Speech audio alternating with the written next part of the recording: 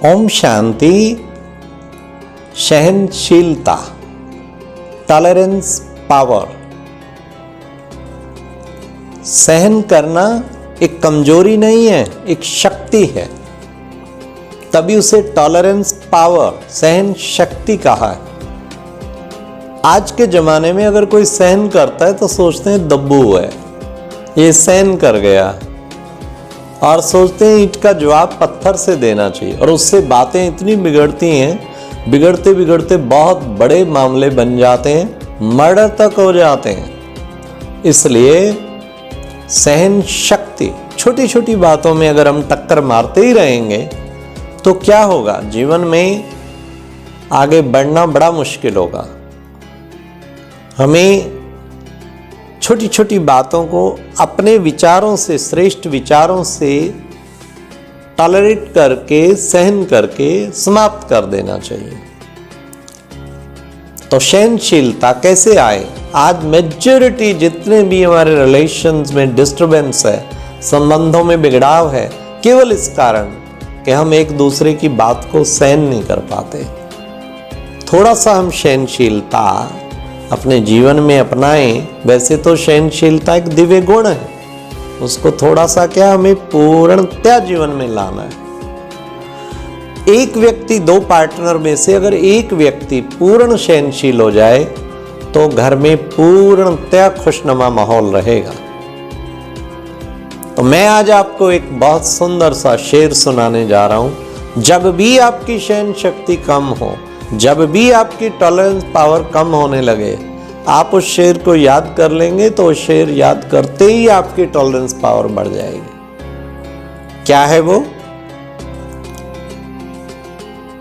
फूल बनकर मुस्कुराना जिंदगी है, मुस्कुराकर गम भुलाना जिंदगी है, जीत कर मुस्कुराए तो क्या हुआ, हार कर मुस्कुराना जिंदगी है। पॉजिटिव सिचुएशन में तो सारे ही खुश रहते हैं, नेगेटिव सिचुएशन में भी कोई खुश रहे, वो रियली एक बहुत बड़ा पावरफुल व्यक्ति है। इसका मतलब वो खुशनुमा जिंदगी का राज जान गया। तो हम नेगेटिव सिचुएशन में भी सदा प्रसन्न रहें, ये का अपने अंदर जीवन में धारण करें, और वो सहनशीलता से ही होगा। कुछ बात ध्यान में रखें। सबसे पहले भगवानोवाच, सहनशील ही शहंशाह है। शहंशाह वही बन पाता है जो सहनशील होता है। लौकिक में भी कोई अच्छे बड़े डेजिग्नेशन पे, चाहे कोई सीएम बने, चाहे कोई पीएम बने, आप देखना उसको हजारों लोग कुछ कुछ सुनाते हैं, और वो जब आता है मैदान में, उसे पहला पक्का लेसन कि मुझे सहन करना है। सहनशीलता अगर उसकी टूट जाए, हार्ट फेल हो जाए, नर्वस हो जाए, तो बहुत मुश्किल हो जाए। इसलिए हमें सहनशीलता का गुण अपनाना जीवन में बढ़ने के लिए अत्यंत आवश्यकता है। कार्मिक अकाउंट, ये बात सदैव याद रखें, कुछ ना कुछ कर्मों का हिसाब किताब है, जिसके कारण जो भी परिस्थिति किसी भी व्यक्ति की ओर से आई है, कोई कार्मिक अकाउंट जरूर है। इसलिए उसे खुशी खुशी क्लियर करना है, उसे दुखी होकर नहीं क्लियर करना, खुशी खुशी क्लियर करना है। कार्मिक अकाउंट अगर हमारे माइंड में रहे, मेरा ही कोई कर्मों का हिसाब किताब है। कहते कि एक राजा जो रोज कुछ ना कुछ दान करता था।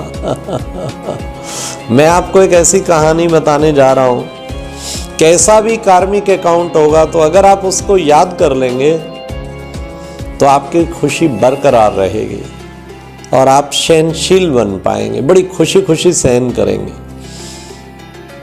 एक राजा रोजाना दान करता था, लेकिन दान करने का फिक्स टाइम था, जैसे प्रातः 9 से 10, उससे 1 मिनट भी कोई लेट आएगा तो नेक्स्ट डे।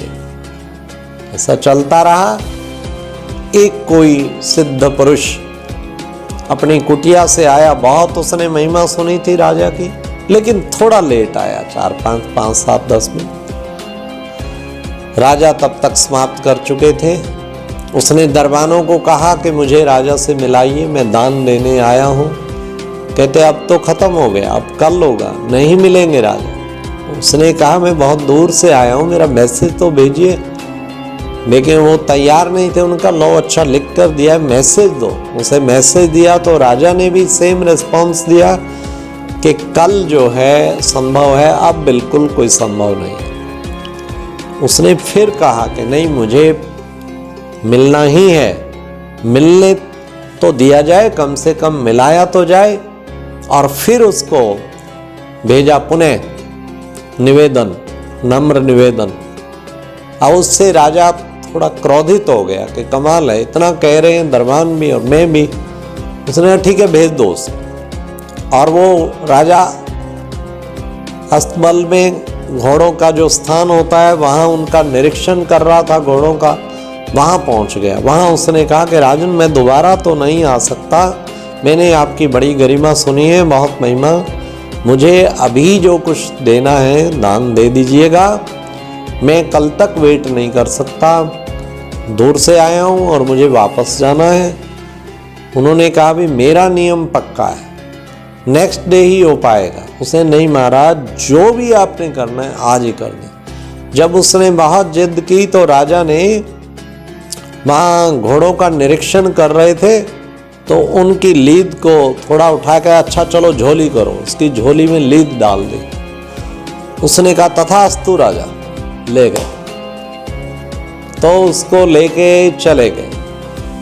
कुछ टाइम बीत गया, वर्ष 2 के बाद राजा एक दिन दूर शहर से काफी दूर जंगलों की तरफ सैर करने गए हुए थे, कुछ भ्रमण करने। तो एक देखा, एक कुटिया किसी साधु की, और उसके बाहर लीद का ढेर पड़ा है। तो वहां पूछा है कौन यहाँ? कहते एक सिद्ध पुरुष साधु रहते। ये लीद का ढेर क्या है? कि ये जो है किसी राजा ने, क्योंकि गुप्त वेश में गए हुए थे राजा, कि साधु को दान दिया था, वही बढ़ गया अब ये काफी, और ये उस राजा को आगे सुअर बन के खानी पड़ेगी। तो बड़ा कांप कर गया कि ये क्या हो गया। तो का मुझे मिलना है, सिद्ध पुरुष मिलना है, मिला कर महाराज माफ कर दो, ये क्या मैं सुन रहा हूँ, ये नहीं। कि नहीं, ये तो नियम ही है, जो आप देते हैं वो कई गुना होके आपको मिलता है, ये तो आपको ही करना हो। उसने बार बार प्रार्थना की, बार बार की, नहीं कुछ बन पाया। उसने कहा कोई उपाय बताइए कि ब्रह्म ऋषि विशिष्ट, मुनि विशिष्ट के पास जाएं। मुनि विशिष्ट के पास गए।